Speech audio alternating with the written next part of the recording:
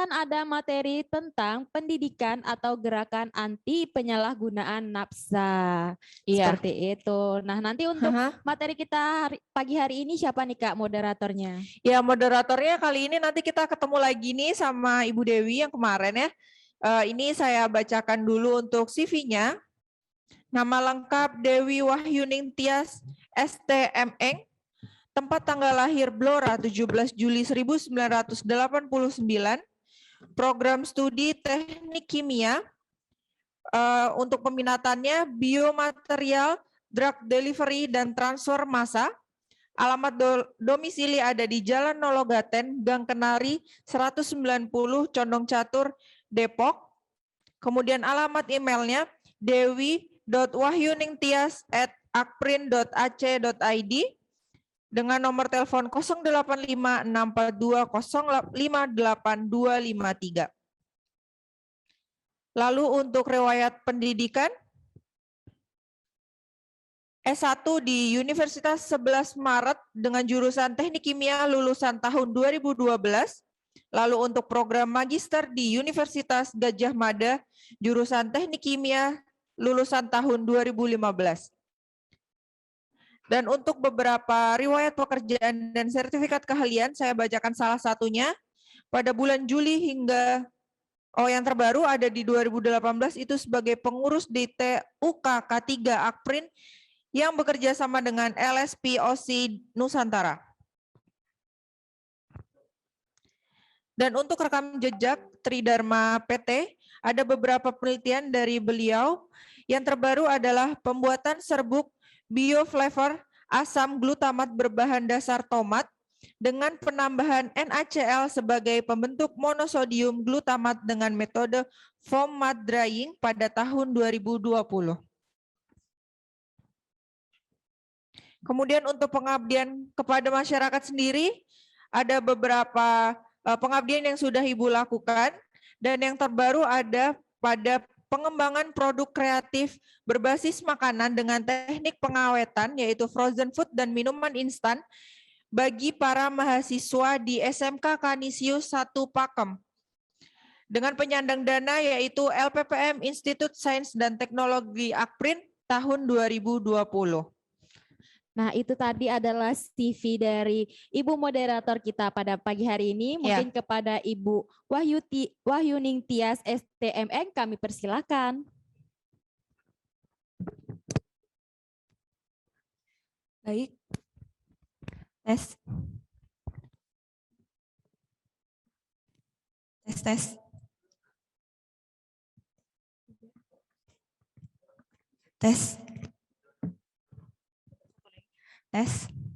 Tes.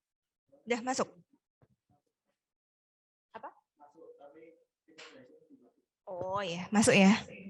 Ya.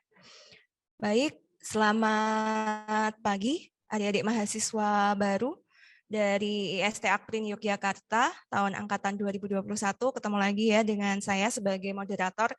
Kali ini saya akan memoderatori pembicara yang tidak kalah menariknya dari yang kemarin, karena ini penting banget ya bagi kalangan mahasiswa baru, yaitu materi ke-7 yang berjudul temanya adalah pendidikan atau gerakan anti penyalahgunaan nafsa. Nah, ini penting banget ya bagi adik-adik mahasiswa baru 2021 khususnya, agar tidak salah bergaul, tidak salah nanti bagaimana sih biar tidak terkena nafsa atau narkoba seperti itu. Berikut saya akan membacakan kurikulum vitae dari narasumber kita dari instansi BNNP Daerah Istimewa Yogyakarta. Nama beliau adalah Diah Wulandari Setiorini, SIP, tempat tanggal lahir Jakarta 2 Februari tahun 1978, jenis kelamin perempuan, agama Islam, pangkat penata muda tingkat 1, golongan 3B, jabatan penyuluh narkoba ahli pertama, instansi dari BNNP DIY, alamat Jalan Kaliurang KM 7,2, nomor 21A, Ngabean Kulon, Ngaglik, Sleman, DIY. Untuk nomor HP 081 234 141881. Untuk pendidikan, riwayat pendidikan beliau, SMP 8 Malang tahun 93, kemudian SMA Negeri 4 Malang tahun 96, dan S1 Ilmu Komunikasi UGM tahun 2003. Untuk riwayat pekerjaan beliau sendiri itu sudah tidak diragukan lagi ya kaitannya tentang materi kali ini. Yang pertama, antara tahun 2000 hingga 2007 beliau menjabat sebagai entrepreneur dan AE CCP Radionet. Kemudian tahun 2007 hingga 2012 asisten peneliti lapangan PSKK UGM. Kemudian 2012 hingga 2013 staf bidang pencegahan dan pemberdayaan masyarakat BNNP Jambi. Kemudian 2013 sampai 2015 penyuluh narkoba BNNP Jambi. 2015 hingga 2017 penyuluh narkoba ahli pertama BNNP Jambi, dan 2017 hingga saat ini adalah penyuluh narkoba ahli pertama dari BNNP DIY. Kepada Bu Diah Wulandari Setiorini, sudah siap Ibu? Saya sapa dulu. Halo, kedengaran nggak suara saya nih Mbak? Oke, terdengar Bu suaranya. Oke, cukup jelas. Terdengar tapi putus-putus, repot juga nanti. Iya. Baik, kira-kira nanti waktunya 1,5 jam itu sama tanya jawab, mungkin penyampaian materi sekitar 1 jam 30 menit untuk diskusi, Bu. Kepada Bu Diah Wulandari Setiorini, waktu dan tempat kami persilakan. Terima kasih. Ini paparannya dengan siapa? Dengan saya ya nanti ya? Saya artinya di saya atau di sana nanti? Halo? Oh, dari Bu Diah aja, Bu. Oh oke. Kalau gitu. Ya, tadi kami dapat materinya baru soalnya tadi dari Mas Andika. Nggak apa-apa. Oke, selamat pagi semuanya. Ini mungkin saya. Bu. Ini kalau versi seperti ini berdua aja ini Bu kesannya yang ngomong. Oh gitu? Enggak, maksudnya adik-adiknya kan. Jadi. Iya. Kita jadi dong. Ini dengan Mbak siapa? Maaf saya itu baru telat ini maksudnya karena dari tadi tuh internet kami. Oh iya, dengan saya Dewi Wahyuning Tias, panggilannya Tias aja Bu. Oh gitu. Oke. Selamat pagi. Assalamualaikum warahmatullahi wabarakatuh. Om Swastiastu. Waalaikumsalam warahmatullahi wabarakatuh. Selamat pagi. Oke. Saya kecilkan. Nanti yang bertanya boleh di kolom chat ya, atau langsung nanti kasih saya tanda lah, atau nanti ada waktunya ya. Jadi kita nanti dimulai dari pemaparan dulu ya, baru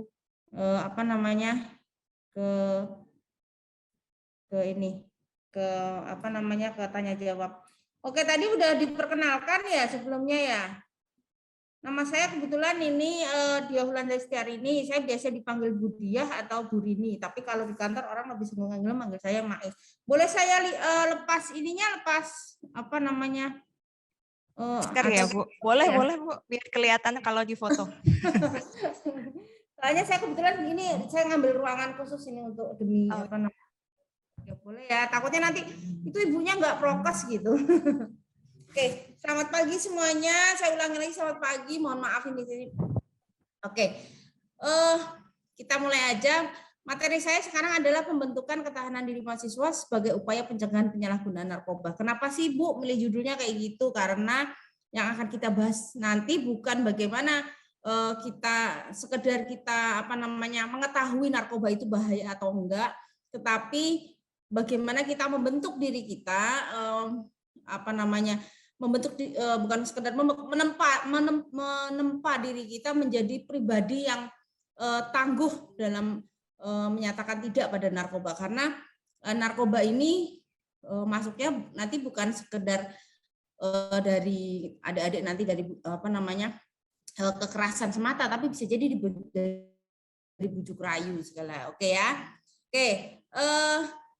Nama saya ini tadi udah dijelaskan ya, yang mungkin yang kurang jelas nanti boleh mencatat nomor saya di 0812341418881, mungkin bisa di cross check.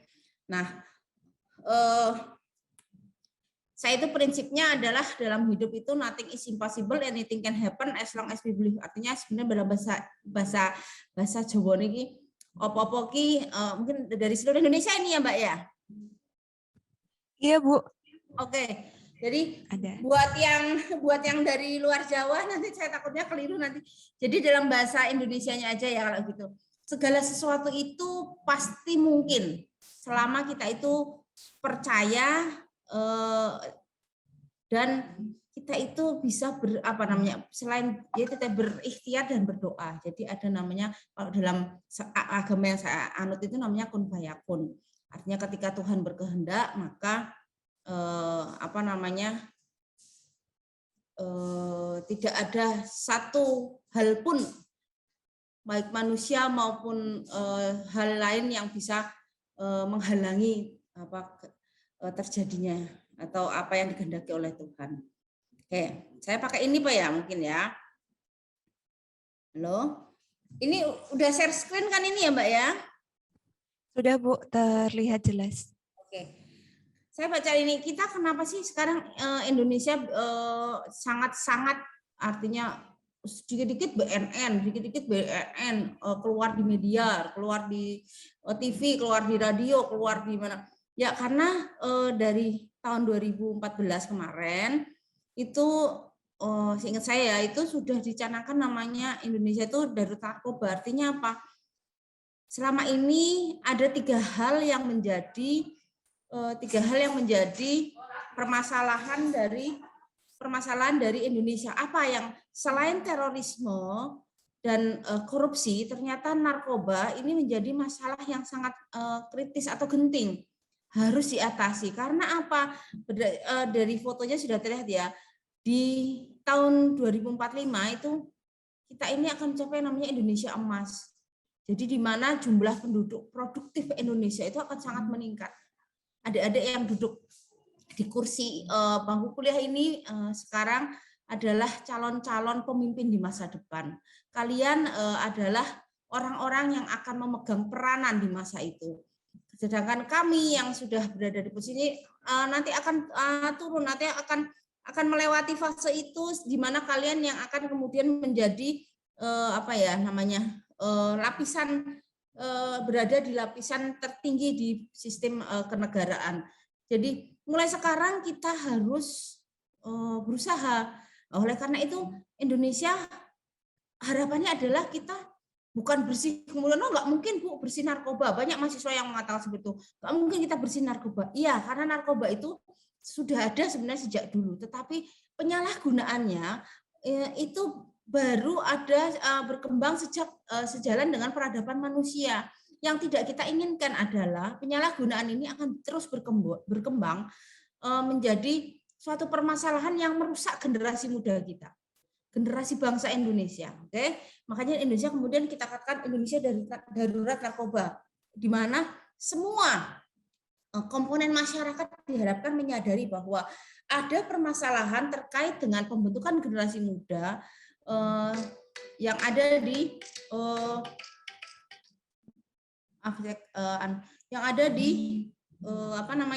Indonesia. Oke, saya lanjutkan. Ini adalah gambarnya Pak Presiden menyatakan Indonesia itu darurat narkoba. Setiap dalam pertemuan terbatas itu seringkali Bapak Presiden kita itu mengingatkan kembali bahwa apa yang kita lakukan adalah terkait dengan pembentukan generasi muda Indonesia yang bersih dari narkoba. Artinya apa? Tidak pernah mendapatkan, sekedar tidak pernah terjerat narkoba. Artinya karena narkoba ini sebenarnya ibarat permasalahan di dunia lainnya itu sama. Jadi seluruh dunia itu bersatu di dalam wadah PBB yang kita sebut UNODC, itu menangani permasalahan narkoba di seluruh dunia. Nah, perbedaannya adalah seberapa genting negara tersebut memahami gitu loh. Seberapa penting negara tersebut memahami kalau jika narkoba itu adalah hal yang bisa berakibat buruk jika disalahgunakan bagi generasi mudanya. Oke. Bu, darurat narkoba karena apa saja? Ini saya coba ada 8 hal nanti sebenarnya ada bisa mencari lagi nanti mahasiswa ini sekarang kan kritis-kritis. Bukan sekedar itu Bu, menurut saya masih banyak sekali alasan menjadi narkoba. Silakan. Tapi ini ada 8 faktor yang kemudian menjadikan Indonesia narkoba. Pertama apa? Geografis kita. Kita itu negara yang sangat terbuka, di mana negara kita adalah negara kepulauan yang dikelilingi oleh perairan. Akibatnya apa? Jalur masuk narkoba itu sangat memungkinkan dari seluruh wilayah Indonesia. Dari Selat Malaka, dari bagian selatan dari Australia juga bisa, dari utara dari Laut Cina, itu semua bisa. Jadi kita berada di wilayah yang sangat strategis. Selain untuk perdagangan, ternyata ini juga kita ini juga sangat potensial untuk peredaran gelap narkoba. Kemudian yang kedua apa? Ternyata peredaran gelap narkoba ini yang disasar ini enggak cuma orang dewasa, tetapi juga anak-anak gitu. Nah, ketika sudah sampai pada level di mana anak-anak kita nanti sudah terjerat narkoba, ini bisa berakibat atau berdampak secara kontinu, dan itu bisa menyebabkan kerusakan otak secara permanen. Ini yang kita tidak inginkan. Artinya apa? Jika sudah sampai anak-anak terkena narkoba, maka ke depannya mereka bisa menjadi pribadi yang tidak produktif gitu. Artinya apa? Mungkin mereka secara fisik tidak terlihat, tetapi secara pikiran bisa jadi mereka menjadi orang yang lemah secara ilmu pengetahuan maupun secara emosional. Nah, ini yang kita takutkan. Yang ketiga adalah demografis yang sangat besar. Indonesia itu kita termasuk negara yang jumlah penduduknya paling banyak ya. Jadi kalau adik-adik menyadari bahkan jumlah penduduk kalau tidak salah Singapura itu lebih kecil daripada jumlah penduduk di Yogyakarta. Nah, ini yang kita bahaya karena salah satu sisi jumlah penduduk yang besar ini adalah sumber daya manusia yang sangat potensial, terutama apabila di dalamnya terdapat usia produktif yang sangat banyak. Tetapi di satu sisi ini menjadi target sasaran dari para bandar dan pengedar narkoba. Hati-hati adik-adik semua ya.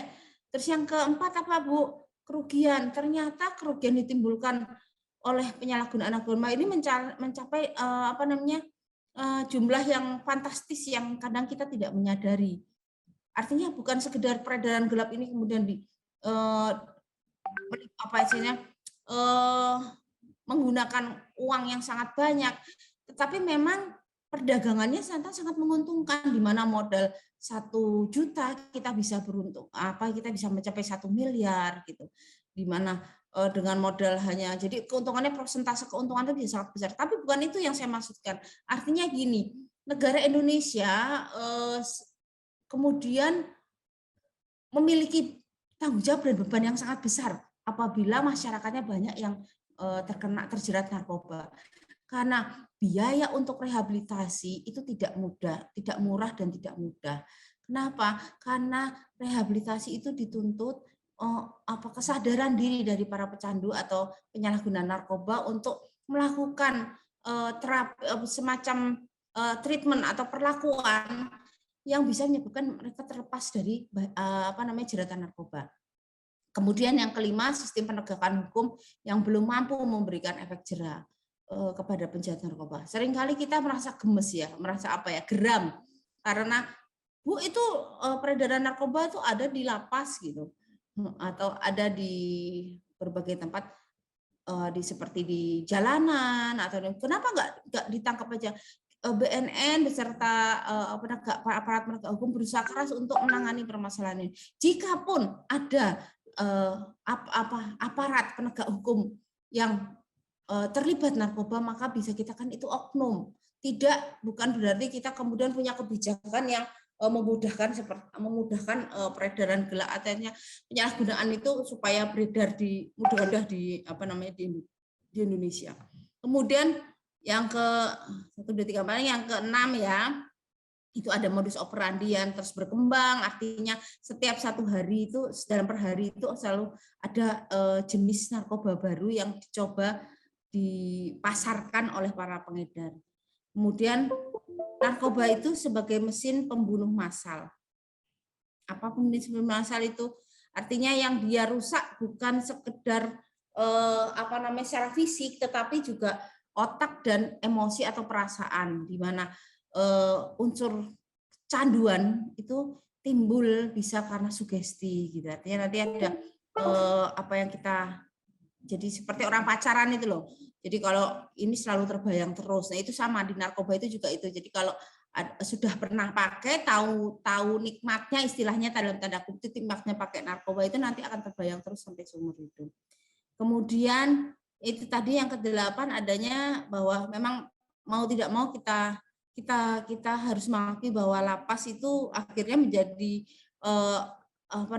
tempat yang sangat berpengaruh bagi peredaran narkoba, karena artinya apa ya, kalau di sana itu makanya kita meminta supaya pecandu itu jangan dihukum pidana dengan cara kurungan di lapas atau di penjara, karena nanti keluar kalau dari pengedar itu bisa jadi dari pecandu atau penyalahguna keluar bisa jadi pengedar, karena mereka berkumpul dengan orang-orang yang lebih paham tentang narkoba. Akibatnya keluar kemudian bisa jadi malah pengedar atau bandar. Oke, kemudian saya langsung lanjut ke bagaimana sih pola perdagangan narkoba internasional di Indonesia. Ternyata masuknya seperti ini, adik-adik. Kemudian laut itu menjadi pilihan dari jalur penyelundupan yang paling potensial kita anggap selama ini. Karena apa? Karena negara Indonesia itu dikelilingi ini loh, perairan yang sangat luas seperti yang saya katakan tadi. Jadi semua bisa masuk melalui laut. Oke. Kemudian kondisi saat ini di pandemi ternyata meskipun terjadi pandemi ternyata tidak mengurangi bisnis narkoba. Artinya apa? Justru ketika pandemi terjadi, orang-orang berada di dalam rumah, para pecandu dan penyalahguna ini bisa memanfaatkan teknologi media untuk melakukan bisnis narkoba. Karena apa? Ternyata karena narkoba ini sangat menguntungkan, adik-adik. Dalam artian menguntungkan secara finansial bagi pengedarnya. Oleh karena itu saya jarang sekali menemukan pengedar yang juga menggunakan, dalam artian pengedar dalam ukuran besar ya, tapi kalau pecandu penyalahguna kemudian mencoba menjadi pengedar karena kebutuhan dia, itu beberapa kali memang ada. Oke, halo, masih ada kan suara di sana? Suara saya masih kedengaran ya, Mbak ya? Iya, Bu. Ya, oke. Soalnya takutnya nanti tiba-tiba hilang suaranya nih. Oke, iya. Sampai saat ini, sampai tahun 2017 itu masih ada sekitar 105 PS. Ini nanti datanya masih beberapa yang perlu kita perbarui, masih sudah ada yang lebih baru. Terus, kenapa sih Bu, Indonesia itu dalam artian DIY itu karena sekarang kita ada di Akprin, meskipun ini kan didengar dari berbagai seluruh Indonesia ya, tetapi ini kan pusat kampusnya ada di DIY. Artinya kenapa DIY menjadi daerah yang sangat-sangat potensial terkait atau sangat-sangat terkait dengan adanya peredaran gelap narkoba? Karena yang pertama adalah Indonesia itu DIY itu adalah miniatur dari Indonesia. Segala kebinekaan ada di Jogja sini di DIY. Adik-adik yang datang dari seluruh Indonesia untuk kuliah di Akprin tentu saja akan bertemu dengan teman-temannya yang berasal dari daerah-daerah lain. Jadi kalian nanti kesempatan inilah untuk mengenal satu sama lain, untuk melihat betapa Indonesia itu kaya akan kebinekaan, kaya akan perbedaan, tapi mampu disatukan dalam suatu negara NKRI. Kemudian DIY itu memiliki banyak sekali lembaga pendidikan, baik mulai kalau SMP SMA itu masih ini ya, artinya tiap sekolah, tiap daerah itu biasanya punya sekolah favorit. Tapi kalau perguruan tinggi kita bicara areanya itu kan Indonesia, artinya berapa banyak perguruan tinggi yang baik swasta maupun negeri yang ada di DIY, dan itu menjadi faktor yang sangat apa ya namanya, mengundang bagi para pengedar untuk melakukan bisnis narkoba di DIY. Kemudian tujuan wisata, meskipun pandemi masih melanda DIY, tetapi ternyata wisata yang ada di Jogja ini masih mengundang untuk didatangi. Jadi jangan heran jika meskipun PPKM ini masih berlangsung, tetapi adik-adik akan menemukan sejumlah orang berjalan kaki di wilayah Malioboro, ataupun beberapa usia kuliner juga diperkenankan oleh untuk buka, tapi dengan ketentuan prokes yang ketat dan batas jam waktu yang sudah ditentukan. Jadi tujuan wisata ini pula yang menjadi unsur penting bagi bisnis peredaran gelap narkoba. Dan ini kita harus hati-hati adik-adik, karena bisnis narkoba ini ternyata, peredaran gelap ini ternyata tidak dilakukan oleh dalam artian tidak dilakukan secara terang-terangan, tetapi juga dilakukan secara sembunyi-sembunyi. Artinya kalau dulu orang tuh sembunyinya, artinya sembunyi itu di tempat-tempat, memang sudah di tempat-tempat yang biasa di mereka mereka biasa memang menjadi tempat bisnis ya. Contohnya adalah mungkin secara tidak langsung di daerah tempat-tempat hiburan malam. Tapi kalau sekarang ternyata sembunyi-sembunyi ini bisa dilakukan dengan cara misalnya di tempat-tempat umum, bahkan di waktu siang hari. Jadi perubahannya itu banyak sekali.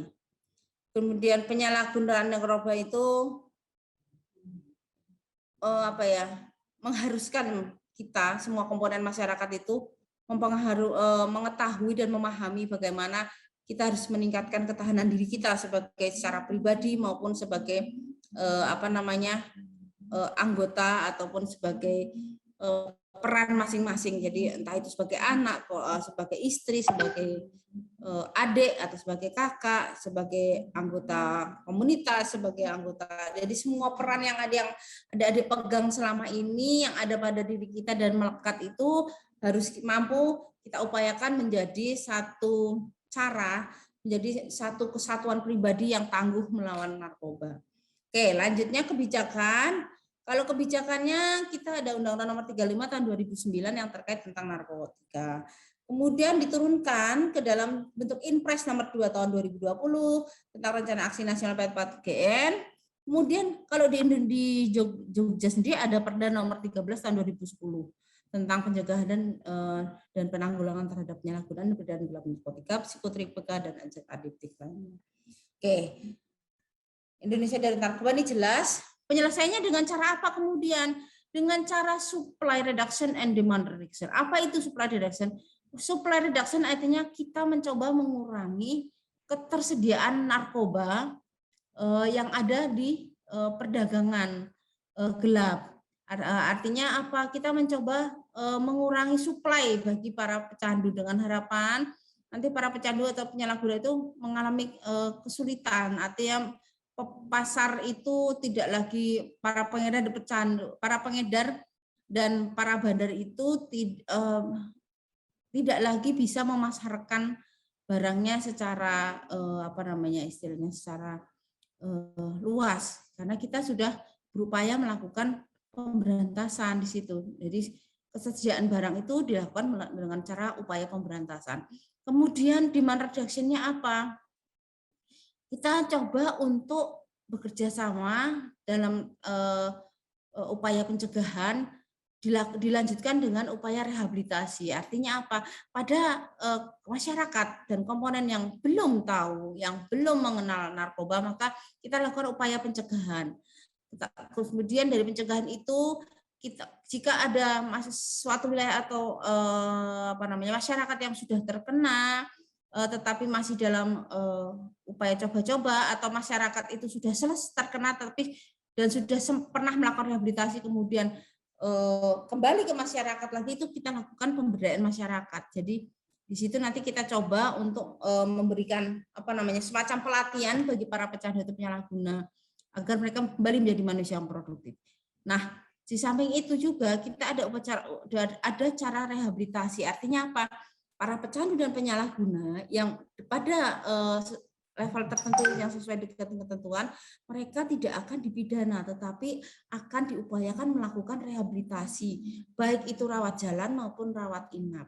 Disitulah dimana kita menjadi lebih manusia dalam memperlakukan para pecandu dan penyalahguna.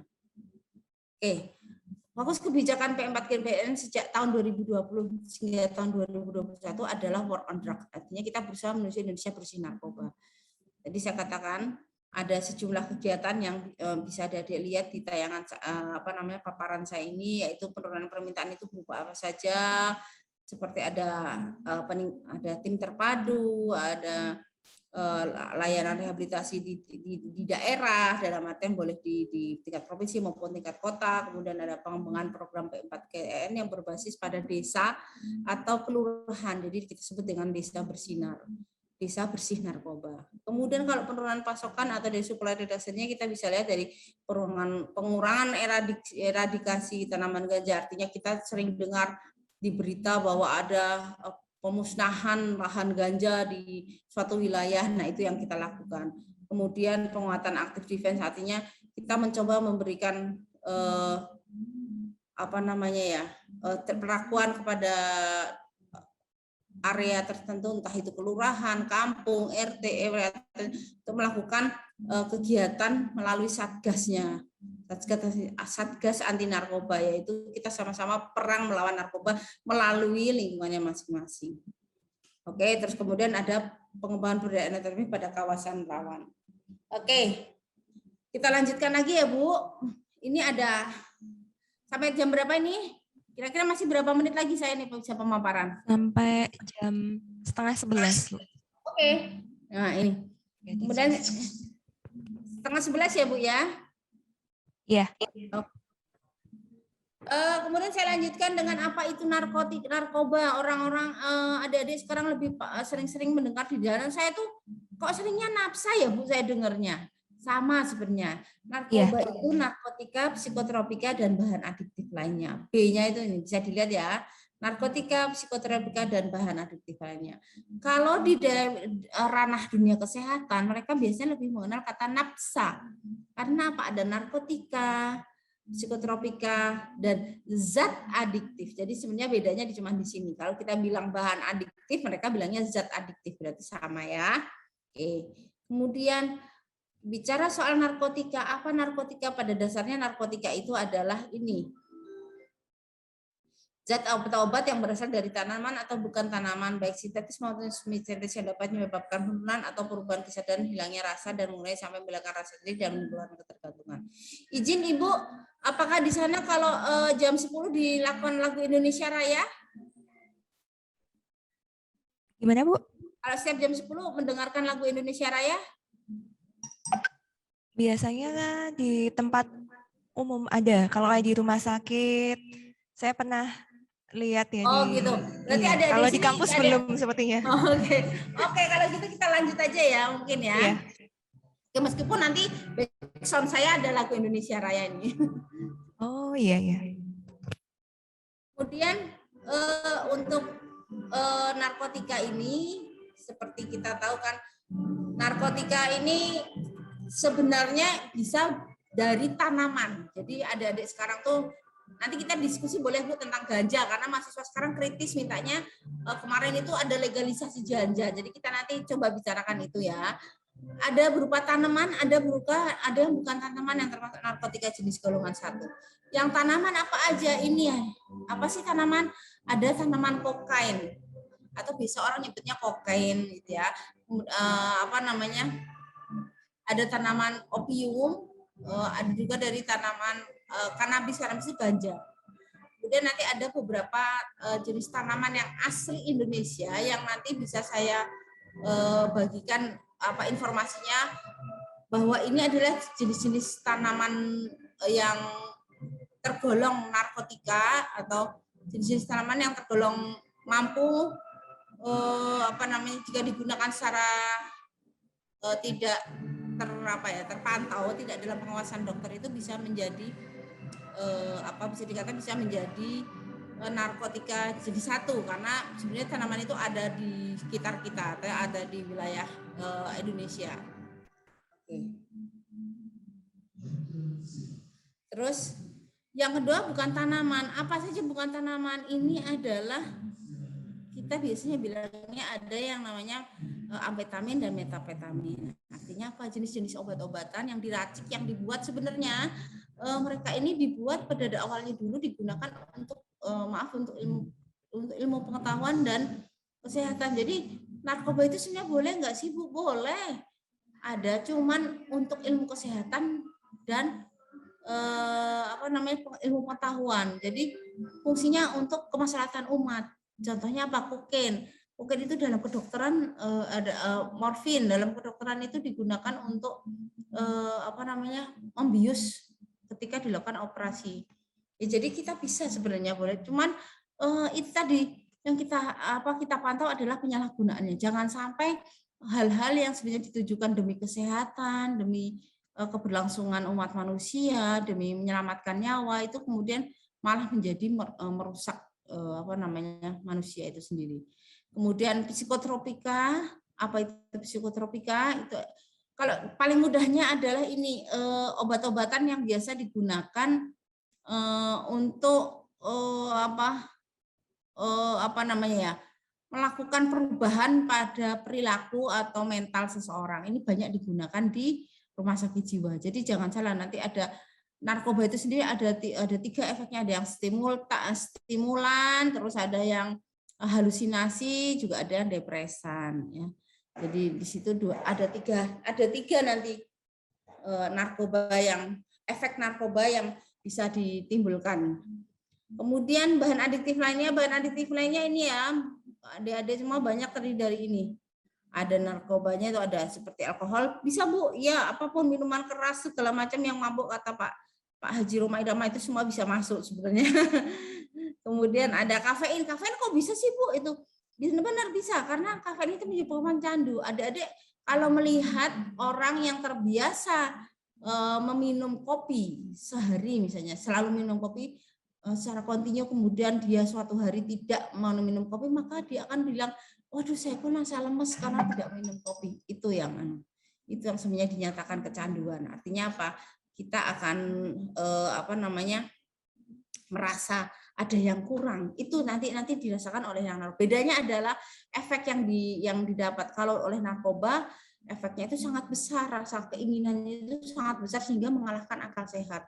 Jadi jangan salah kalau jangan sampai kaget kalau kemudian para pecandu narkoba itu ketika sedang sakau itu bisa sampai membenturkan kepalanya ke dinding berkali-kali, terus memotong lengannya gitu kan, dengan harapan mendapatkan obat-obatan yang ada dalam darahnya ya, rasa narkoba dalam darahnya. Jadi kayak hampir juga menurut saya sejujurnya itu. Dan itu banyak terjadi, maksudnya adalah banyak terjadi pada para pecandu penyalahguna yang tidak mendapatkan pengobatan atau rehabilitasi. Oke, ini ada nikotin, jelas rokok sampai saat ini meskipun rokok masih legal tapi tetap aja ya itu juga candunya. Jadi makanya jarak menjadi suatu usaha tertentu bagi para perokok untuk menghilangkan kebiasaan merokok, dan itu tidak mudah. Oke. Kemudian lem ibon, ya ini adalah sebenarnya sarana rumah tangga, hal dalam rumah tangga dalam keseharian kita yang bisa kita gunakan, tetapi ternyata dia disalahgunakan dengan cara dihirup, dan itu terjadi pada anak-anak usia sekolah dasar. Kenapa saya berani bilang itu? Karena saya mengalami sendiri, melihat dengan mata kepala sendiri bagaimana seorang anak di usia sekolah dasar itu ngelem bahasanya melakukan penyalahgunaan dari lem yang biasa digunakan sehari-hari untuk sekolah, itu digunakan untuk menghilangkan kesadaran. Jadi lem itu digunakan oleh anak-anak jalanan juga karena harganya murah, artinya mereka biasanya beli 1 kaleng itu bisa digunakan untuk dibagi-bagi pada komunitasnya. Jadi hati-hati ya kalau misalnya termasuk kalau saya harapkan juga termasuk juga kalau adik-adik lebih waspada terhadap alat tulis yang beraroma. Jadi saya harapkan kalau misalnya membelikan untuk orang atau tidak memakai alat tulis, jangan yang mengeluarkan aroma tertentu, karena kita harapannya aroma-aroma tersebut bisa jadi menjadi salah satu bahan adiktif yang memberikan pengaruh bagi otak manusia. Oke. Narkoba jenis baru ada apa? Ada ini. Ada satu ini ada CC4. Ini lebih mirip ecstasy, tapi masih ditemukan di Eropa Timur dan sekitar Asia Barat. Tetapi ini peredarannya agak terbatas, artinya ini untuk Indonesia sekali, Indonesia juga ini belum begitu populer. Jadi mungkin 1-2 kasus baru ditemukan. Kemudian tanaman kat atau katinon, kita pernah heboh tanaman ini ketika Raffi Ahmad tertangkap menggunakan pil yang terbuat dari yang mengandung zat katinon, yang pada dasarnya sebenarnya ini ada lebih disebutkan sebagai teh Arab, karena ini biasanya digunakan oleh orang Arab untuk sebagai teh atau sebagai semacam apa ya, kayak semacam minang ya, jadi semacam untuk digunakan untuk kunyah untuk mendapatkan rasa apa santai, rileks gitu. Nah, ini ternyata tanaman ini sudah ada di wilayah Indonesia. Contohnya adanya di Bogor waktu itu, ternyata di daerah Puncak itu sudah ada ditanam tanaman ini dengan bibit yang dibawa oleh para pekerja ya dari negara Arab. Kemudian ada tembakau gorila, kita pernah dikejutkan dengan kasus seorang pilot dari sebuah maskapai yang sebelum dia bekerja ketahuan atau diketahui menggunakan narkoba yang disebut dengan tembakau gorila. Sebenarnya tembakau gorila itu apa sih, Bu? Tembakau gorila itu sebenarnya sama seperti rokok biasa, tetapi dia dimasukkan campuran tanaman jenis lain yang nanti saya contohkan, yang bisa membuat efek berbeda, bukan sekedar dari rokok biasa. Kemudian ada krokodil, adik-adik semua saya harapkan bisa searching apa dampak bahaya narkoba. Adik-adik bilang krokodil, nanti coba lihat seperti apa. Saya tidak tega menampilkan gambarnya karena ini tampilannya dari para pengguna krokodil itu adalah mereka seperti mayat berjalan. Jadi nanti ada beberapa tampilan yang membuat saya tidak tega. Jadi kadang-kadang dalam kalau saya bilang dalam lingkup tertentu, kalau saya merasa bahwa memang perlu ditampilkan, baru akan saya tampilkan. Karena mereka itu seperti mayat berjalan. Jadi saya ceritakan saja dan coba dibayangkan aja lah, ketika kulit kita itu, badan kita, tubuh kita, daging kita itu sudah tidak merasakan sakit. Dalam arti merasakan sakit, mereka dikerokoti sedikit demi sedikit dagingnya sehingga terlihat tulangnya, dan mereka, daging dan kulit itu seperti meleleh. Jadi seperti penyakit Ebola, tetapi bukan hanya di dalam tubuh, tetapi juga pada permukaan kulit atau permukaan fisik tubuh. Kemudian ada yaba yang sangat juga sudah beredar hingga ke Indonesia. Yang terakhir adalah kratom, yaitu jenis tanaman yang awalnya berasal dari Kalimantan, dan ini digunakan kita ekspor untuk dijadikan obat di negara Amerika. Ternyata hasil penelitian menunjukkan bahwa ini ternyata tidak hanya menyembuhkan, tetapi juga menyebabkan kecanduan, dan ini akhirnya menjadi jenis narkoba baru yang berdasarkan kita usahakan berdasarkan perundangan untuk dilarang beredar di Indonesia. Oke, ini contoh tanaman daun kat. Ini saya ambil langsung dari dari sumber yang menunjukkan bahwa daun kat itu nyata, kalau kita tidak akan menyangka bahwa itu salah satu jenis tanaman. Kalau kita lihat secara langsung, kita tidak akan menyangka bahwa itu salah satu jenis tanaman yang dilarang, karena persis seperti tanaman hias lainnya. Oke. Ini adalah tembakau negara. Ini adalah yang saya coba ceritakan. Jadi di situ ada ekstrak dari daga liar atau ekor singa. Jadi jenis tanaman ini yang kemudian dicampurkan ke dalam itu yang membuat rokok itu menjadi rasanya berbeda dengan rokok biasa. dan memberikan efek atau dampak yang kalau disebut sebagai seperti ketiban gorila. Oke, lanjut lagi. Kemudian ini kratom yang tadi saya sebut, ini tanaman asli dari Kalimantan.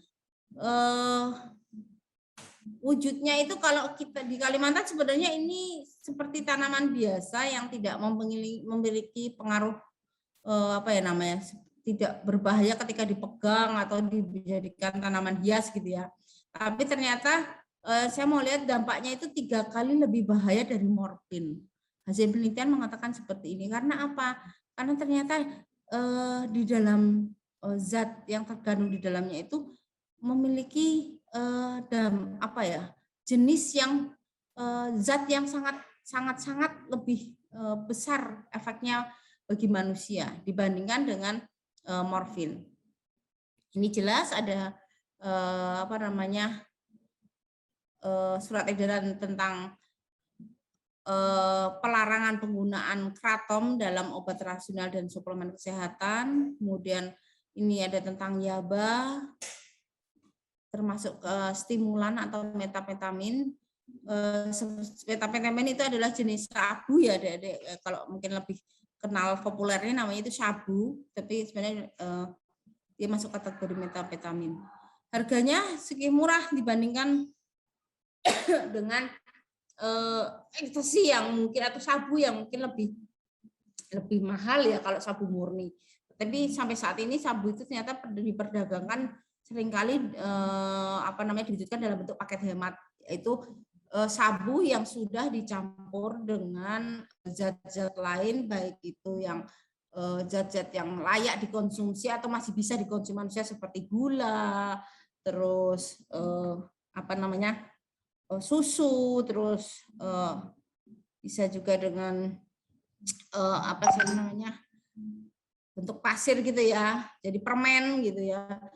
Tapi yang tidak layak untuk dikonsumsi juga ada, itu campur dengan semen putih, dicampur dengan tawas, dicampur dengan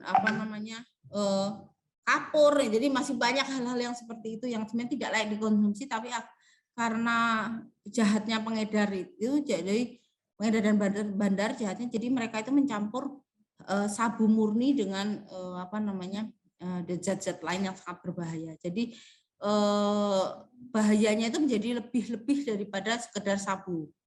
Oke. Efek yaba seperti ini, Adik-adik.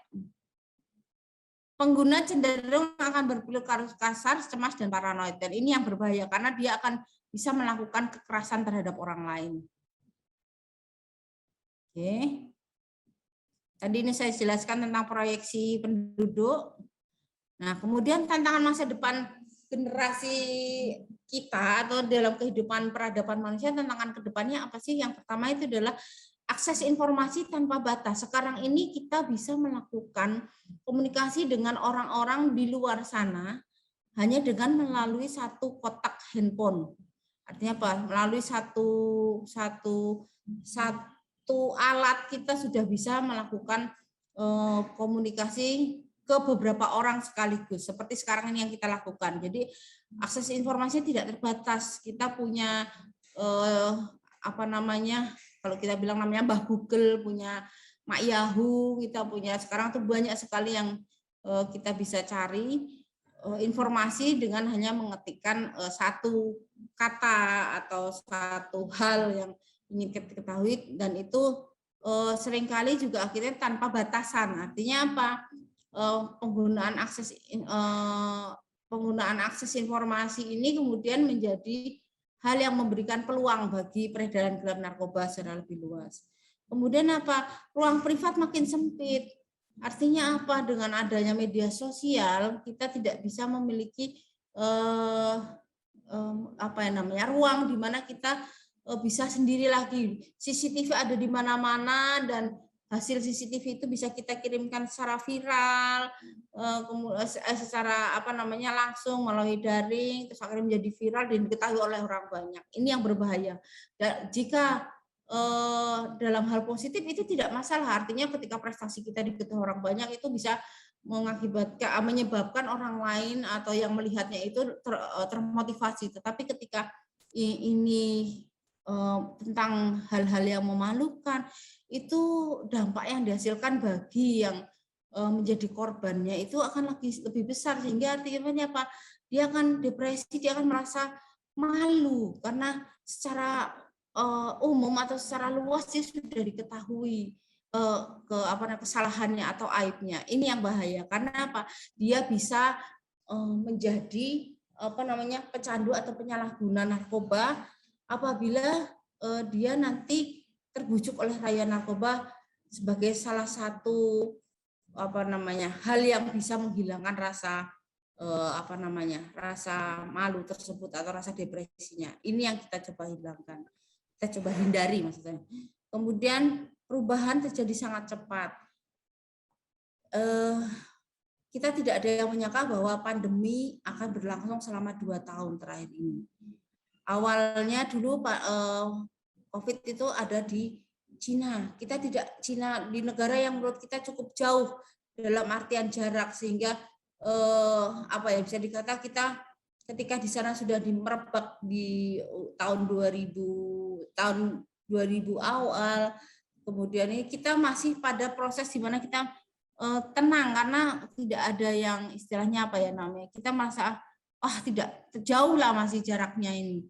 Ada kita aja yang mengantisipasi arus masuk wisatawan ataupun pendatang dari luar negeri. Ternyata kita tidak bisa seperti itu karena kemudian dunia itu mengalami secara global pandemi ini. Dan ini belum selesai. Artinya apa? Perubahan peradaban manusia terjadi dengan sangat cepat. Yang tadinya sesuatu yang menjadi tidak sopan, kemudian menjadi sopan. Contohnya apa? Ketika dulu kita salam, ketika bertemu orang, kita apalagi dengan orang tua, kita dengan orang yang lebih tua, kita secara sopan harus bersalaman gitu.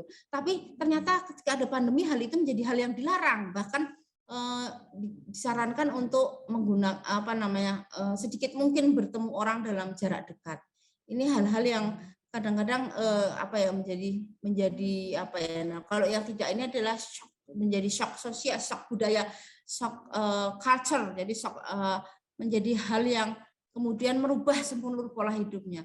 Belum lagi kemudian faktor ekonomi di mana banyak sekali terjadi kemudian dampak penurunan penghasilan bagi pendapatan ataupun penghasilan bagi masyarakat.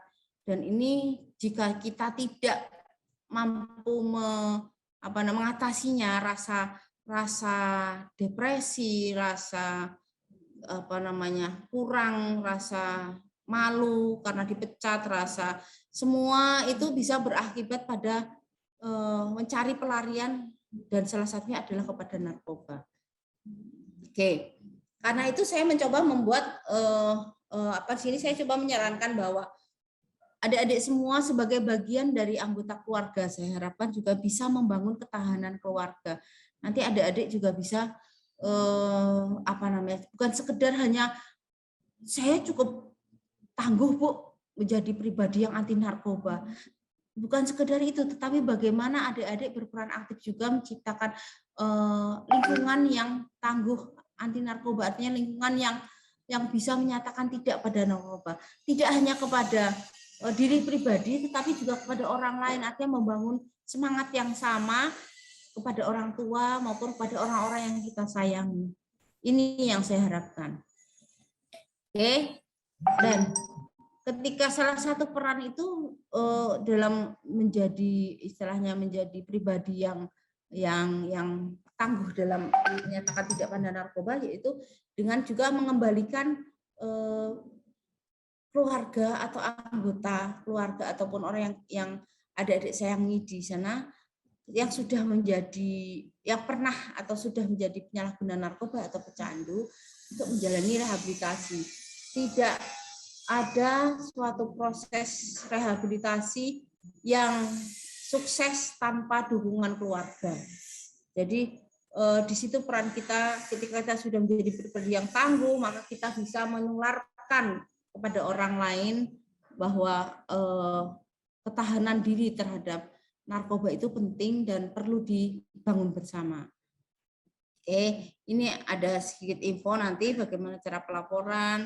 Kemudian ini apa yang dirasakan oleh orang tua di era digital ini sebenarnya lebih kepada ini bisa adik-adik baca juga sebagai secara pribadi, yaitu apa sih, pastikan tidak ada konten-konten porno, terus kalau ada WA yang negatif itu WA grup ya, terutama yang mungkin berisi tentang ajakan untuk melakukan apa hal-hal yang di luar nalar, mungkin seperti kita katakan bisa seperti ajakan ini sekarang sudah apa ya, kejahatan di bidang IT itu nyata tinggi ya.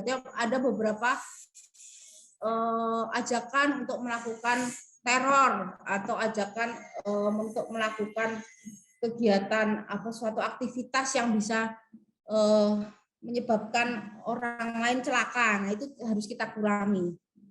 Oke.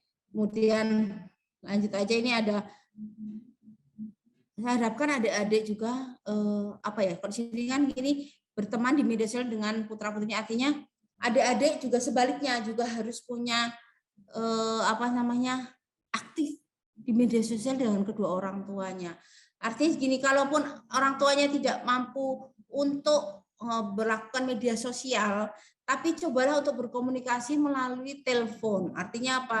Tidak ada salahnya adik-adik menghubungi kedua orang tua atau keluarga kita di saat kita masa pandemi ini. Misalnya adik-adik berada di kos-kosan sendirian, kemudian cobalah untuk tetap berkomunikasi untuk tidak menimbulkan rasa terpencil atau terkucilkan, ya, dan tetap bisa memberikan kabar terbaik, apa terbaru bagi keluarga. Karena di masa pandemi ini banyak sekali terjadi kriminalitas akibat dari rasa putus asa yang diterima oleh masyarakat, khususnya bagi mereka yang kehilangan pekerjaan.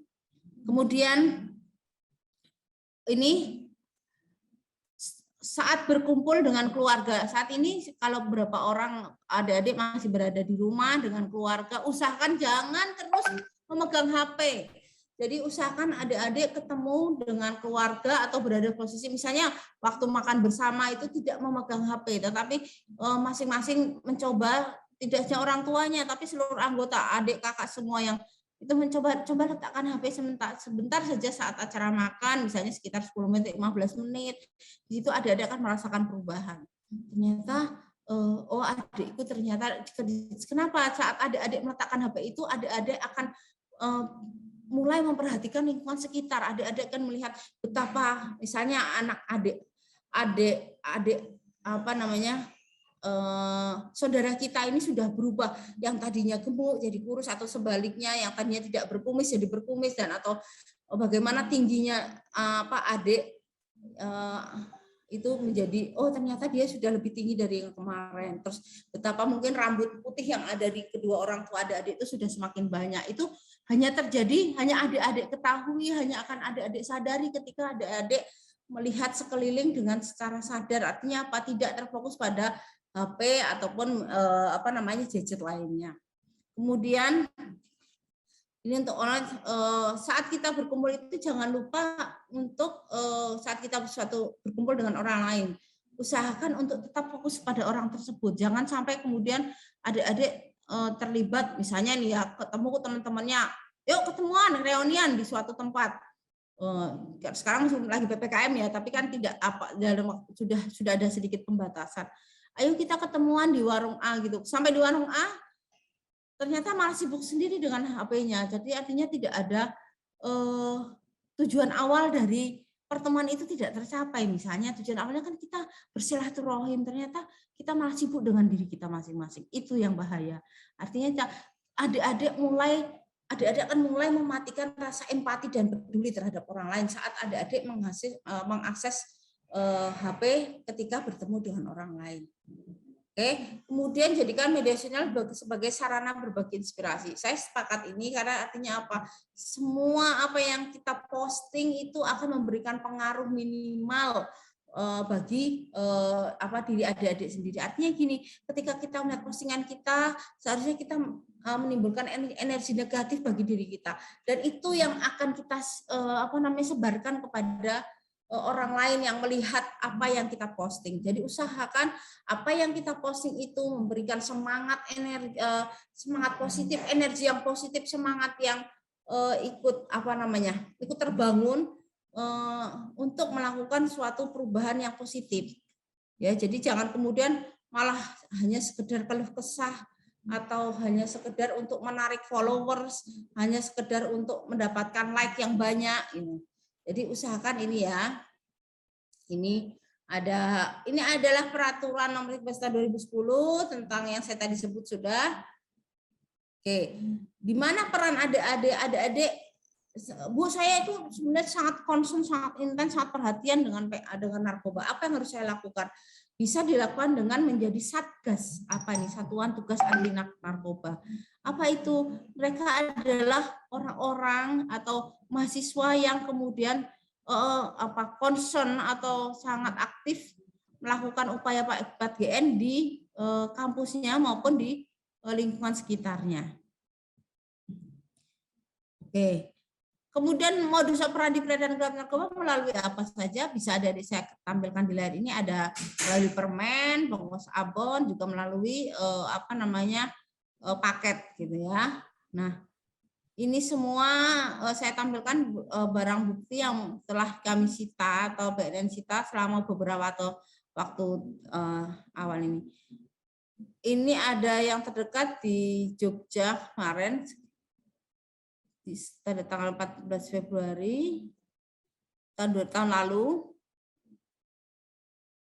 Kemudian ini juga tahun lalu ini ada sabu lumayan. Jadi hitungannya kalau adik-adik baca, Bu, itu cuma gram, artinya seberapa besar sih pengaruhnya bagi kita?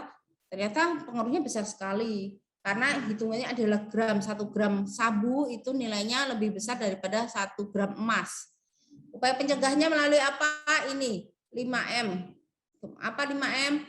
Mengaktifkan Satgas Anti Narkoba, menciptakan lingkungan anti narkoba, melaporkan bila ada peredaran gelap di lingkungan sekolah atau di lingkungan kampus, menyampaikan pesan-pesan anti narkoba dalam setiap pertemuan atau kegiatan minimal gitu ya, minimal bisa pasang stiker di tempat-tempat tertentu gitu, tempat-tempat yang banyak ditemui orang, kemudian membantu teman yang menjadi korban. Jadi jangan dikucilkan, jangan dijadikan orang ya. Bu Rini, waktunya mengingatkan. Betul. Mungkin 1 menit lagi boleh. Habis itu tanya jawab. Ya. Oke. Ini saya ada 10 tips yang bisa adik-adik baca di layar, yaitu yang pertama selektif dalam pergaulan untuk menghindari narkoba ya, tips-tips ini. Treatmentnya atau perlakuannya atau perwujudannya monggo nanti adik-adik bisa wujudkan sendiri. Ada selektif dalam pergaulan, kemudian hindari keluyuran malam. Ingat begadang juga sekarang udah ada jam malam juga. Kemudian jadilah anak yang berbakti pada orang tua. Selalu ingat tujuan adik-adik kuliah di Akprin adalah menjadi anak mahasiswa yang bisa membuat bahagia kedua orang tua. Artinya apa? Jangan terlena dengan kegiatan di luar kampus, tetapi tetaplah artinya apa? Tetap aktif, tetapi jangan terlena. Karena tujuan akhir dari adik-adik kuliah nanti adalah menjadi manusia yang siap di dunia kerja. Dan itu didapatkan apabila adik-adik nanti sudah lulus gitu loh. Jadi sudah kerja boleh sambil kuliah, kerja boleh gitu, tetapi usahakan tetap lulus karena harapan kedua orang tua ketika memasukkan adik-adik ke dalam perguruan tinggi adalah melihat adik-adik di wisuda, dan itu adalah momen yang cukup penting bagi kedua orang tua. Kemudian fokus pada hal-hal positif, jangan pernah takut kehilangan teman. Karena apa? Dunia tidak selebar dalam kelor adik-adik, ya kan? Selesaikan masalah Anda, artinya, oh Bu, ini saya putus cinta, akhirnya nggak mau kuliah, itu beda, hal yang berbeda ya. Kemudian bentengin diri dengan agama, lakukan kegiatan ritual sesuai dengan agamanya masing-masing. Terutama buat masa pandemi ini ya, meskipun kita tidak dapat ke tempat-tempat ibadah di luar sana, tetapi usahakan tetap melakukan di dalam rumah. Kemudian ingat masa depannya, jangan pernah mencoba apapun, jangan pernah mencoba narkoba. Karena cukup diketahui saja. Ada contohnya seperti adik-adik tahu api. Api itu panas. Apakah adik-adik pernah membakar membakar diri dengan api? Tidak kan? Karena adik-adik sudah tahu api itu panas. Jadi tidak ada hal-hal tertentu yang tidak perlu dicoba. Oke, kemudian nikmati kebersamaan dalam keluarga. Selalulah adik-adik bersama keluarga berusaha menjadi pribadi yang tangguh, yang pribadi yang kuat untuk menolak narkoba. Oke, saya mau kasih ini tipsnya yang lainnya adalah ini Bu, boleh dibaca ini adik-adik semua. Untuk mencari orang menjadi orang sukses yang diperlukan adalah magnet pikiran. Apa itu? Magnet pikiran itu sesuatu yang ada di kepala kita yang hanya dimiliki oleh kita sendiri. Syaratnya apa? Syaratnya berupa ketulusan hati. Dan yang perlu di situ di dalam ketulusan hati itu apa yang paling penting kemudian memimpin diri sendiri. Jadi ini equal, artinya kalau adik-adik sudah punya ketulusan hati, tetapi ketulusan itu bukan kemudian jadi korban ya berusaha menolong orang lain, tetapi cobalah untuk memimpin diri sendiri. Dan semua ini harus kita terapkan di dalam IQ, EQ, dan SQ kita. Apa? IQ, intelligence, emosional, dan spiritual. Kemudian ini saya coba katakan ini sebagai ini nanti materi yang ini sudah saya kirim ya Bu ya, nanti bisa dibaca. Betul. Apa sih generasi muda Indonesia itu apa? Ini saya coba meringkas dari apa yang dikatakan oleh Jenderal Anang Iskandar, mantan kepala BNN periode saat saya dulu di Prajabatan. Jadi ada membangun keteladanan antar karakter, ada team building, kemudian ada peningkatan kemampuan, dan terakhir adalah pencapaian misi. Oke, hal terakhir ini, slide saya terakhir ini mungkin sebelum saya the most important thing itu adalah belajar atau bekerja itu harus sesuai aturan. Artinya apa Bu? Masa liburan itu juga kan ada masa sekolah, ada masa ujian, ada masa pelajaran. Nah, sesuaikan dengan aturan. Artinya Anda S1, maka cobalah untuk lulus dalam jangka waktu yang sesuai. Anda S2 nanti lulus dengan jangka waktu yang sesuai. Jangan sampai S1 kemudian sampai 15 tahun gitu ya, mana mahasiswa abadi. Nah, itu juga sekalian juga kampusnya nanti jadi akreditasinya rendah. Kemudian pergunakan rasio. Rasio itu apa? Rasio itu apa ya? Kalau kita berikan seperti akal logika kita yang kita pakai. Benar nggak sih itu bermanfaat? Artinya kita harus membuat perbandingan antara kejelekan dan kebaikannya. Kemudian kunci untuk menjadi rasional, artinya kita apa? Ilmu pengetahuan, makanya kita harus belajar terus. Yang terakhir, jika tidak bisa menemukan hal-hal yang tidak rasional menurut Anda sudah berpikir ini tidak irasional menurut logika saya, ini tidak masuk di alam tidak benar ini menurut pikiran kita, maka gunakan hati nurani, karena tidak ada satupun di dunia ini hati nurani manusia yang akan membawanya pada kejelekan atau kebodohan. Oke. Jadi sekian mungkin ini alamat medsos kami bisa diakses, terus nanti mungkin bisa dibantu untuk mengikuti ya, follow gitu, karena apa-apa yang kita tampilkan di sini sebenarnya bertujuan untuk mengingatkan aja bahwa ini loh, narkoba ini ternyata sangat berbahaya dan bisa menjerat seluruh lapisan masyarakat. Oke, cukup sekian mungkin pemaparan saya. Monggo Bu, dilanjut lagi kita ke acara diskusi mungkin ya. Baik, terima kasih Bu Rini, penjelasannya sangat jelas dan padat. Langsung saja untuk sesi selanjutnya adalah diskusi. Mungkin dari para peserta sudah ada yang raise hand. Silakan. Oh, ada tuh dari Silakan. Banyak. Langsung aja, Dek. Ini semua raise hand ini semua. Halo. Siapa ini? Dek masih di mute mungkin. Oh, masih mute kayaknya punya adik. Suaranya kecil sekali. Masih di mute ya, Mbak? Mikrofonnya dipencet dulu.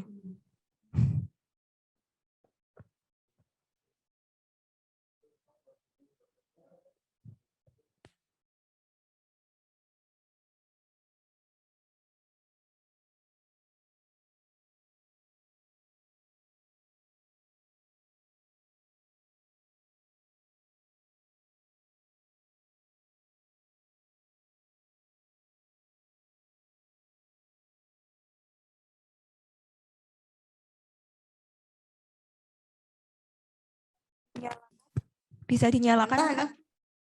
halo ya. Mikrofonnya dipencet. Apa di unmute apa di mute nih? Di mute, makanya masih di mute. Enggak, jadi saya Udah. unmute ya ini ya.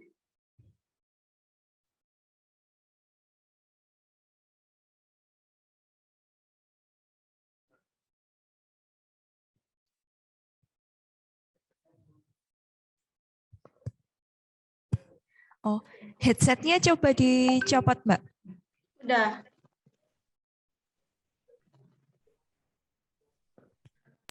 Enggak kedengaran. Apa gimana? Sudah. Oke, Oh, ya. silakan Udah. perkenalan.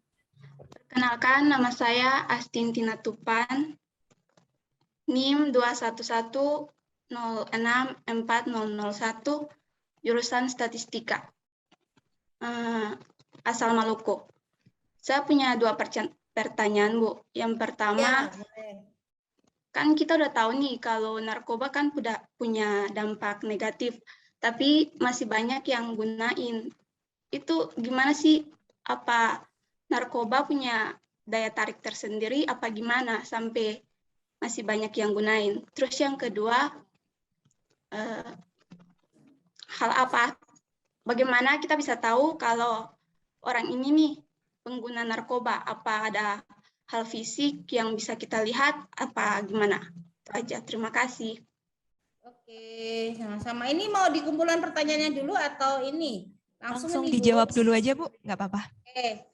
Halo, apa kabar? Astin Tina Tupan. Baik, Bu.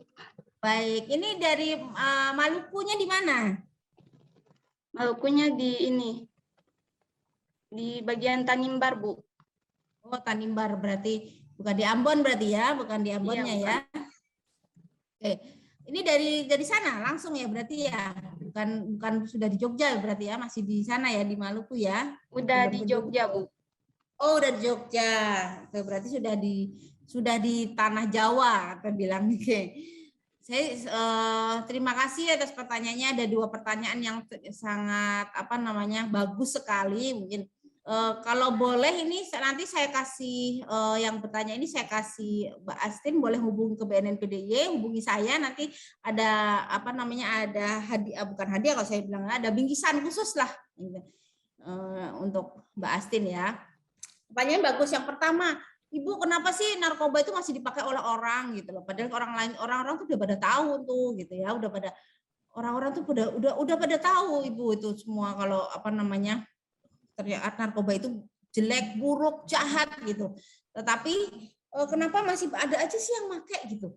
Karena Dek Astin dan teman-teman dan adik-adik semua yang ada di sini, satu, narkoba itu bisnis yang sangat menguntungkan dari segi ekonomi. Oke, apa?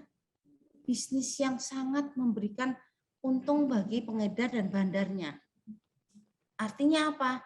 Adik-adik kalau bisnis di sini, adik-adik untuk mencatatkan keuntungan itu kan harus mendapatkan pasar, ya enggak?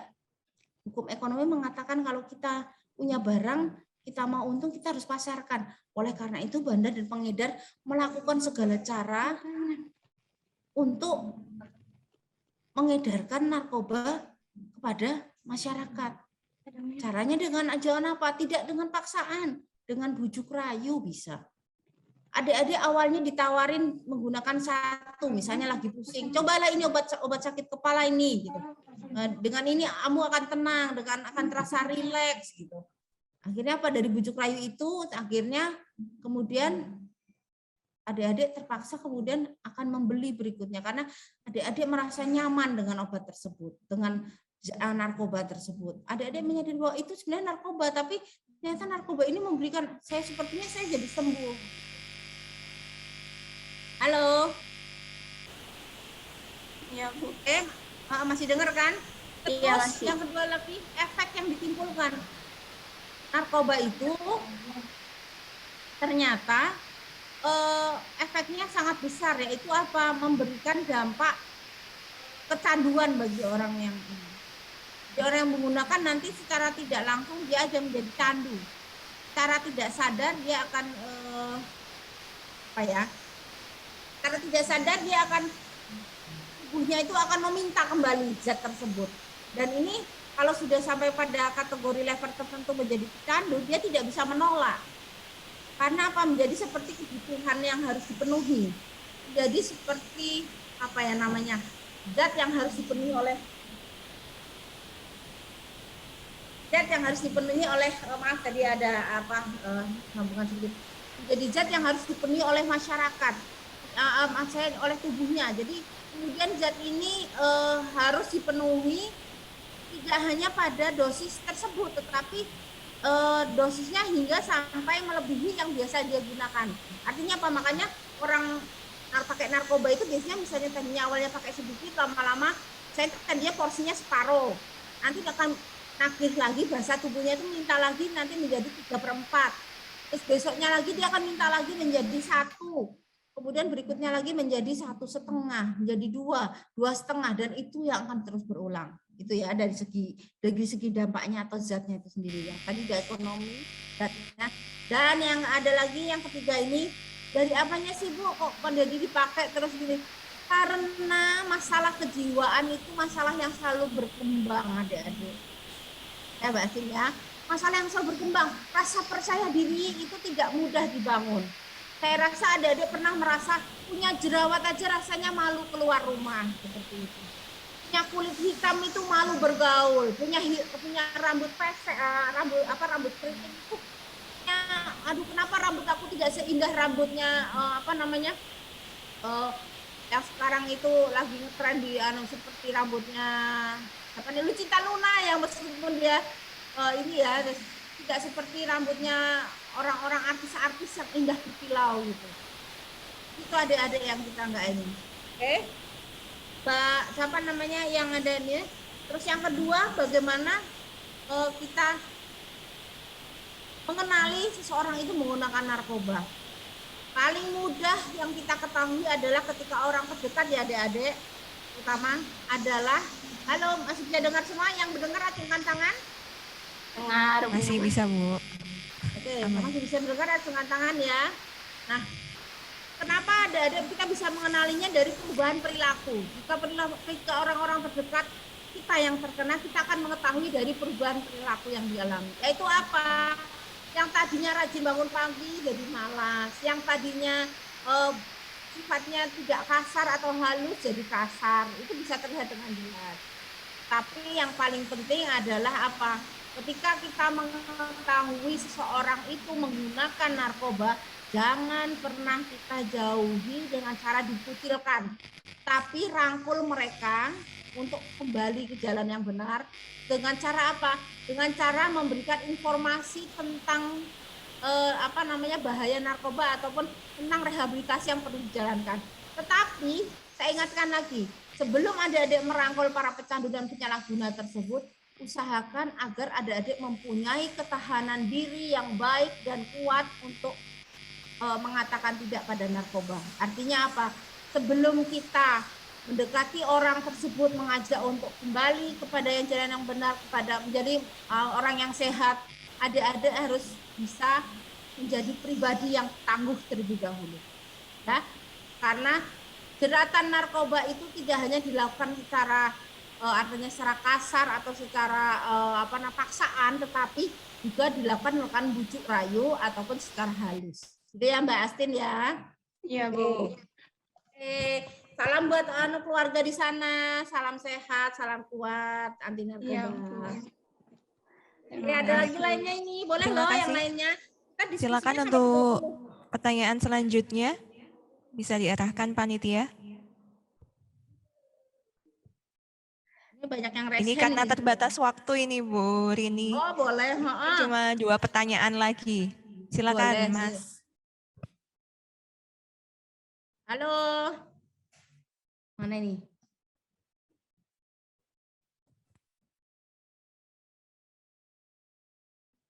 Halo. Mas di unmute dulu. Agus ya? Mas Agustinus.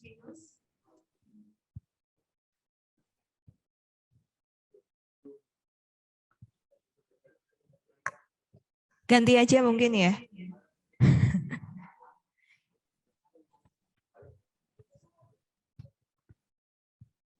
Silakan, boleh kok. Tanya apa juga boleh, Bu. Saya merasa mendengar pernyataan Ibu, saya merasa sedih gitu.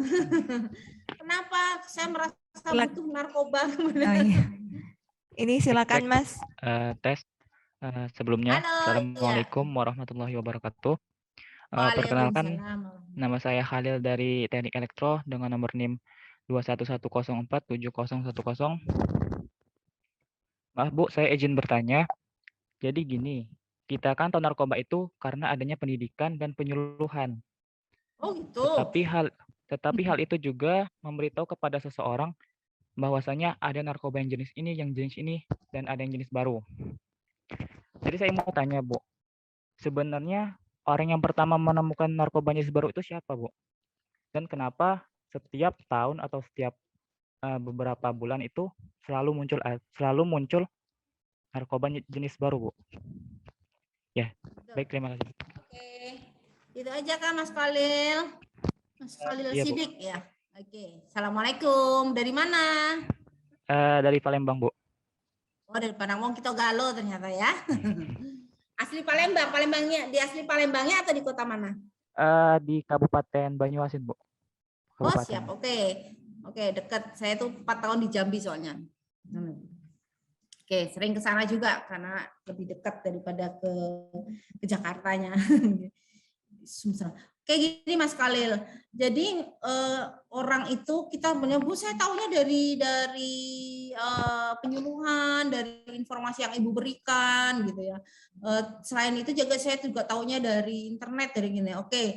Nah, saya dengan kondisi situasi di masa sekarang di mana akses informasi mudah didapat ya Mas. Saya tinggalnya Mas aja nih. Gitu. Ternyata memang narkoba itu perlu kita ketahui secara jelas dan benar. Jadi seringkali apa yang kita dapat dari artinya dari akses informasi lain gitu ya, mungkin bisa jadi bukan kebenaran atau hoax, ya enggak? Banyak juga yang hoax ya kan. Katanya ada beberapa yang bilang nih ganja bisa bikin kurus gitu kan. Atau sabu itu Bu bisa bikin kita semangat kerja, semangat belajar gitu ya. Iya, memang efek yang dihasilkan mungkin ya adalah misalnya kalau sabu itu efek yang dihasilkan namanya stimulan. Stimulan itu kan menyebabkan jantung kerja cepat ya artinya. Otomatis ketika kerja cepat kita kan nggak ngantuk tuh ya. Jadi nggak ngantuk, jadi nggak lemas. Jadi tapi tetap apa istilahnya jadi pingin ya mau nggak mau yang bekerja jadi semangat kemudian. Jadi yang belajar juga aku nggak ngantuk nih belajar berapapun banyak pun. Nah jauh itu apa sih namanya? Kok banyak sekali narkoba itu jenisnya Bu gitu. Mana yang benar, mana yang enggak. Terus kenapa bisa muncul tiap saatnya? Narkoba yang banyak sekali jenisnya ini itu kita kan harus tahu nih macam-macamnya apa sih, manfaatnya apa, dan dampaknya apa kalau kita salah gunakan. Ada loh narkoba yang bermanfaat, ada. Contohnya ya itu tadi narkoba yang digunakan misalnya obat bius yang morfin. Untuk apa? Untuk mengurangi rasa sakit. Anda bisa bayangkan ketika seorang ibu melahirkan tidak melalui bedah, tidak diberikan suntikan obat bius dulu. Betapa sakitnya. Atau mungkin ada di sini kan beberapa mungkin yang beragama Islam sudah sunat. Sekarang lebih modern, sunat tidak rasa sakit. Iya, karena diberikan obat penghilang rasa sakit. Itu yang salah itu termasuk jenis narkoba, iya, tetapi bukan termasuk penyalahgunaan karena memang digunakan untuk kesehatan dan ilmu pengetahuan. Nah, semakin banyaknya jenis narkoba itu tidak terlepas dari semakin gencarnya para bandar dan pengedar penyalahguna itu, para bandar pengedar narkoba itu berusaha untuk memasarkan narkobanya. Contohnya apa sekarang nih misalnya, jangan salah ya, sekarang permen aja juga sudah ada. Karena apa? Karena ternyata di zaman sekarang ini orang itu butuh permen, misalnya di rata-rata permen itu merupakan makanan yang dikonsumsi di semua lapisan masyarakat. Ya kan? Jadi, nah zat-zat terbarunya ini narkoba jenis baru terbuat dari apa? Zat-zat baru. Jadi kan kita bisa ada yang tanaman atau alami, ada yang sintetis ataupun semi sintetis. Akibatnya apa? Dari bahan-bahan adiktif tersebut, mereka melakukan upaya pencampuran dengan berbagai macam cara sehingga menghasilkan suatu jenis narkoba baru yang bisa dipasarkan. Itu yang dilakukan oleh para bandar. Makanya kita harus terus bergerak cepat ini kalau para aparat penegak hukum ini supaya bisa menemukan apa istilahnya ketika keluar di masyarakat, di pasaran, di peredaran gelap itu ada jenis narkoba baru, kita bisa langsung mendapatkan bahwa oh ini hasilnya ini. Siapa yang menentukan? Laboratorium apa? Nanti dilakukan penelitian terhadap zat tersebut. Contohnya apa? Krokodil misalnya. Krokodil itu awalnya apa sih? Kokain ataupun morfin. Karena harganya mahal, kemudian dicampur dengan bahan bakar semacam bahan bakar seperti bensin,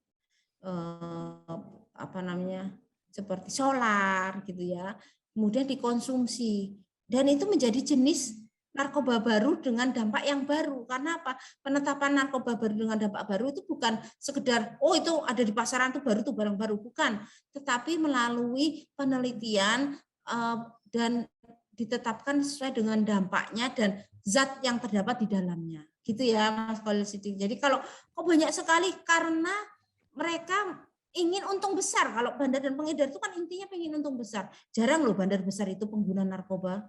Karena apa mereka tahu efeknya itu tidak baik. Jadi lebih seringnya mereka menjadi bandarnya atau pengedarnya saja.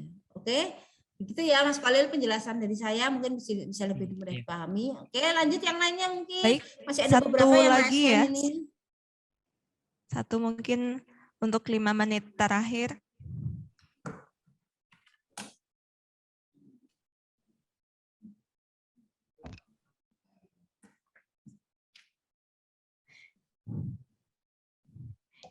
Baik, sebelumnya Assalamualaikum warahmatullahi wabarakatuh. Perkenalkan, nama saya Siti Jamiati Naim dari Prodi Teknik Lingkungan, asal dari Ternate, Maluku Utara. Oh, dari Ternate, apa kabar? Baik, Ibu. Saya ingin bertanya, Bu,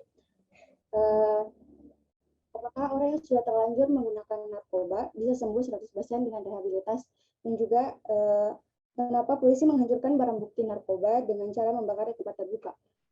Padahal kan asapnya bisa terkena ke masyarakat sekitar yang mungkin berakibat buruk bagi mereka. Terima kasih. Oh, jenis tertentu ya. Itu aja pertanyaannya ya. Terima kasih Mbak. Siapa tadi mana? Niar aja. Namanya Mbak siapa? Jama. Mbak Nurjam. Halo. Ya, Mbak Nurjama ya. Mbak Nurjamaah. Mbak Siti ya, gitu aja ya gampangnya ya. Ya, apa Mbak Yuniarti nih saya bilang. Ya. Tadi pertanyaannya yang kedua dulu yang kenapa apakah bisa sembuh atau 100%? Sampai penelitian detik ini yang namanya pecandu dan penyalahguna itu tidak bisa sembuh 100%. Ya, dan tingkat kesembuhannya itu ditentukan dengan sejauh mana dia sudah menggunakan narkoba. Artinya yang menggunakan narkoba coba-coba dengan penggunaan narkoba yang rutin sudah selama 2 tahun menggunakan narkoba jelas akan berbeda, ya enggak? Treatmentnya juga akan berbeda, ya enggak? Pelaksanaan rehabilitasinya juga akan berbeda. Jadi hasilnya juga akan berbeda. Jadi kita tidak bisa apakah pecandu penyalahguna itu tergantung dari berapa lama dia menggunakan, tergantung seberapa besar dia punya niat untuk berubah dari kehidupannya, dari merubah kebiasaannya, kemudian seberapa besar dukungan keluarga yang dia dapat. Jadi kesuksesan rehabilitasi itu ditentukan oleh banyak faktor yang berakibat pada apa? Berakibat pada kesuksesan seorang pecandu atau penyalahguna dalam mengatasi kebiasaannya menggunakan narkoba. Nah, kalau dikatakan sembuh, saya rasa tidak ada sembuh 100%, adanya pulih. Nah, jadi istilah kami untuk rehabilitasi tidak ada kata sembuh, tetapi adanya pulih. Karena apa? Godaan menggunakan narkoba itu bisa datang dari mana saja. Adik-adik pernah menggunakan narkoba, pada suatu saat adik-adik bisa terjerat narkoba lagi karena sugesti yang sudah pernah ditampilkan oleh narkoba itu sebelumnya. Kemudian, kenapa sih Bu kok dibakar pemusnahannya bukan kan itu bisa berbahaya bagi lingkungan sekitar. Ada standar atau standar operasional prosedur dalam pemusnahan barang bukti narkoba. Jadi insya Allah kalau itu sudah ada standar operasional prosedurnya di mana sudah ditentukan untuk ganja pemusnahannya seperti ini, untuk sabu pemusnahannya seperti ini. Terus batasan yang harus batas artinya dampak akibat dari pemusnahan barang bukti itu apakah akan mengenai orang sekitarnya, itu sudah ada standar operasional prosedurnya. Jadi saya rasa ya, sudah ada aturan dan kalau kita bilang sudah ada peraturan dan ketentuan dalam kegiatan. Jadi saya rasa tidak akan memberikan dampak masalah lebih panjang lagi dalam bentuk pemusnahan pemusnahan barang bukti. Gitu ya Mbak Siti ya. Oke. Yang tadi bertanya itu posisinya ada di Jogja. Mbak Siti posisi di mana ini? Dapat hadiah ini ya, Bu. Nanti saya kasih gift lah dari tumbler ya dari BNNP. Bolehlah datang ke sini, hubungi saya nanti di Japri juga boleh, karena di nomor saya tadi udah di-share ya. Sudah tadi ada nomornya. Panitia nanti akan mencatat dan menghubungi para peserta yang bertanya. Selamat ya. Baik. Karena kita terpisahkan oleh waktu, mungkin saya sedikit menyimpulkan ya Bu, dari Bu Rini yang sudah sampaikan, bahwa intinya adalah narkoba itu berkembang gitu ya, dengan penemuan ilmu pengetahuan yang baru dan seterusnya.